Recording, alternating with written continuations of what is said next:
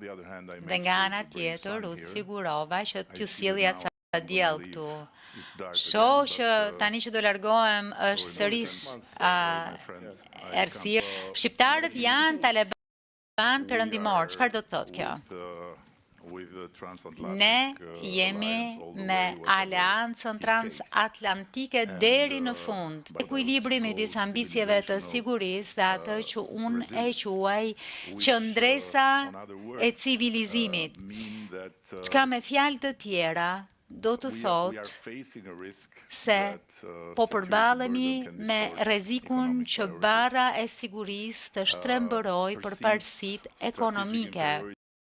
A mundet Europa në kushte të caktuara të lejoj imperativat e mbrojtjes, ankthjen gjeopolitik dhe përgjigjet e fragmentarizuara për të krijuar një mungesë afatgjatë ekuilibri midis ambicjeve të sigurisë dhe atë që unë e quaj qëndresa e civilizimit.